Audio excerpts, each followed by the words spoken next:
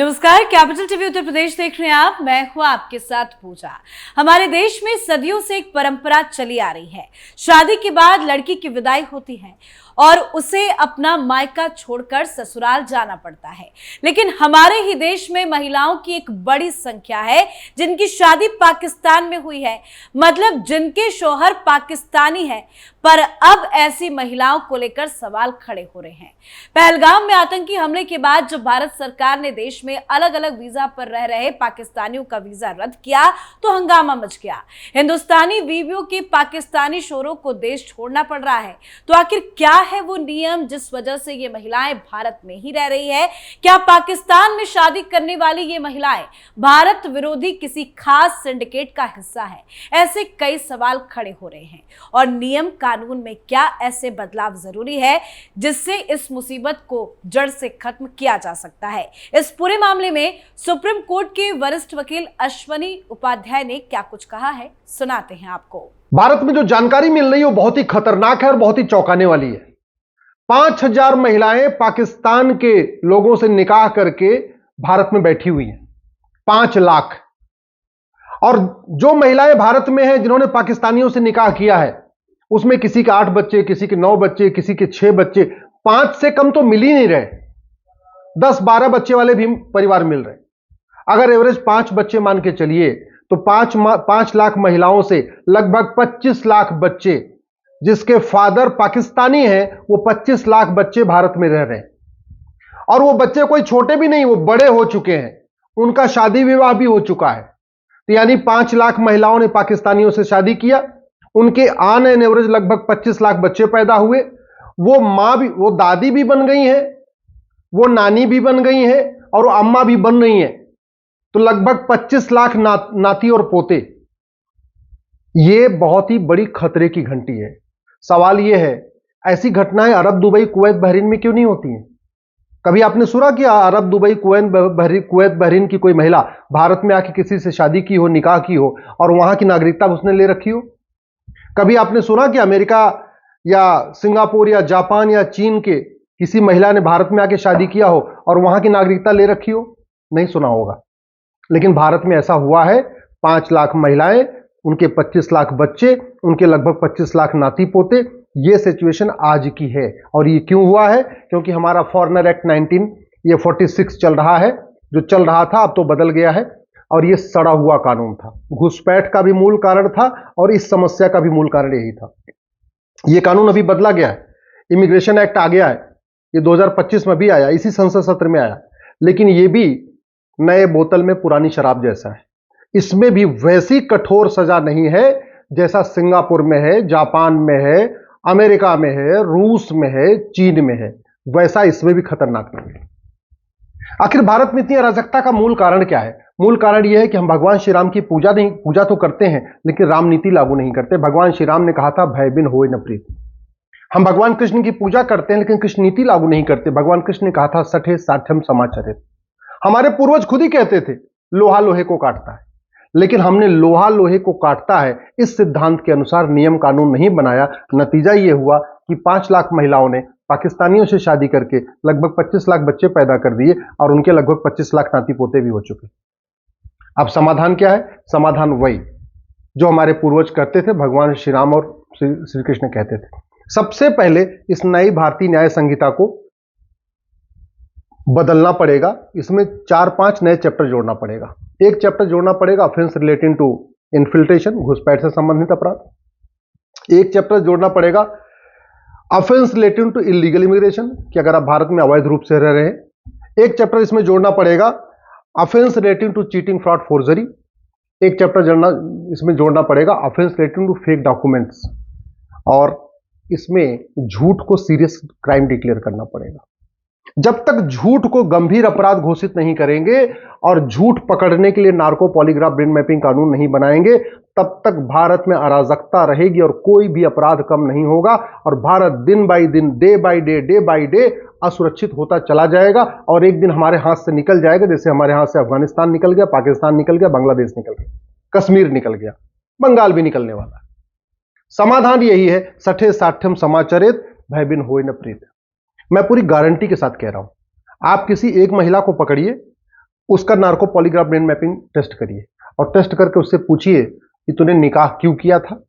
दूसरा उससे सवाल पूछिए, निकाह करने के बाद तुम यहीं भारत में क्यों रुक गई। फिर उससे यह भी पूछिए तुम्हारे कुल कितने बच्चे हैं, और फिर उससे यह भी पूछिए तुम्हें भारत में रहने के लिए किसने किसने मदद किया, कौन तुम्हें पैसा देता है, कहां से पैसा आता है, तुम्हारे बच्चों के सर्टिफिकेट कैसे बने, बर्थ सर्टिफिकेट कैसे बना, तुम्हारा आधार कैसे बना, तुम्हारा पासपोर्ट कैसे बना, तुम्हारा डोमिसाइल सर्टिफिकेट कैसे बना, ये सारी बात पूछ लीजिए।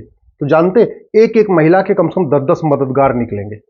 वो 10 लोग मदद क्यों कर रहे? क्योंकि भारत में न तो फर्जी डॉक्यूमेंट बनवाना गंभीर अपराध है, न बनवाना गंभीर अपराध है। तो महिला ने सारे डॉक्यूमेंट बनवा लिए क्योंकि वो सीरियस क्राइम नहीं है, और आधार बनाने वाले ने आधार बना दिया, नगर निगम वाले ने बर्थ सर्टिफिकेट बना दिया, तहसील वाले ने राशन कार्ड बना दिया, हर जगह के आरटी ऑफिस के दलाल ने उनको ड्राइविंग लाइसेंस बना के दिए। सारे डॉक्यूमेंट बनते चले जा रहे हैं। क्यों?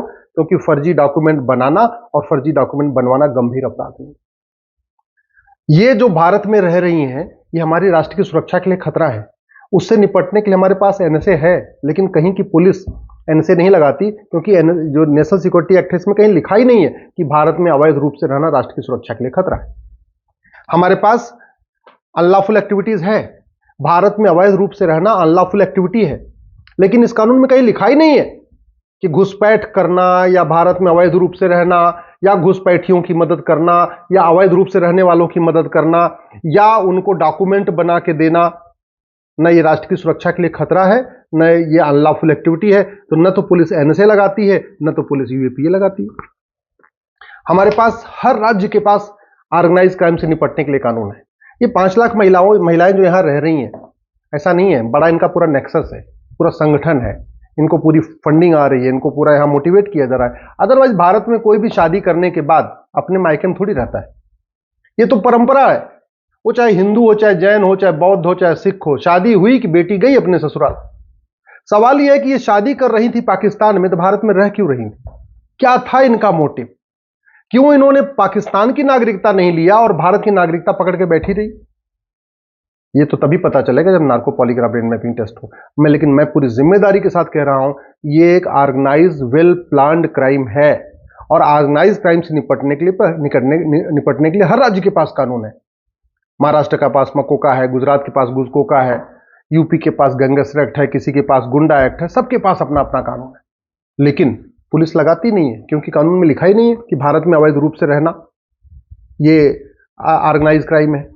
इवन जो ये नई भारतीय न्याय संहिता बनी है, इसमें एक प्रोविजन है वेजिंग वॉर। मैं कह रहा हूं, घुसपैठ करना, अवैध रूप से रहना, ये अपने आप में वेजिंग वॉर है, इनडायरेक्ट वॉर है।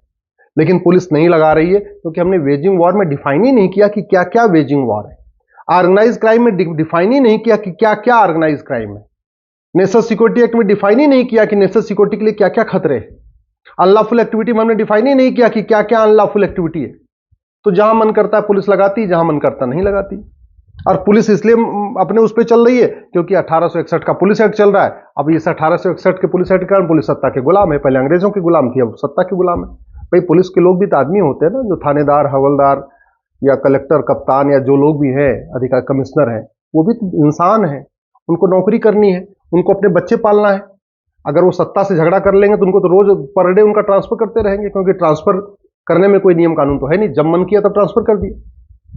तो अगर हम भारत को सुरक्षित बनाना चाहते हैं, ऐसी चीजों से रुकना चाहते हैं, तो one nation one police code लागू करना पड़ेगा, पुलिस चार्टर लागू करना पड़ेगा। अब आप सोचिए कितनी भारत में अवैध गतिविधियां हो रही हैं, लेकिन अवैध गतिविधियां करने वाले और उनके मददगारों के आज तक किसी की नागरिकता खत्म ही नहीं हुई। आप बताइए, किसी आतंकवादी की नागरिकता गई, किसी जासूस की नागरिकता गई, किसी गद्दार की नागरिकता गई, किसी घुसपैठिए की मदद करने वाले की नागरिकता गई, किसी धर्मांतरण कराने वाले की नागरिकता गई, किसी ड्रग स्मगलर की नागरिकता गई, किसी मानव तस्करी करने वाले की किसी की नागरिकता गई नहीं। क्यों? ये कानून सड़ा हुआ है। इसलिए मैं कहता हूं ये जो सिटीजनशिप एक्ट है, इसको बदलना पड़ेगा, एक नया कानून बनाना पड़ेगा। नागरिकता देने और नागरिकता लेने के लिए फिर से एक नई टर्म्स कंडीशन बनाना पड़ेगा।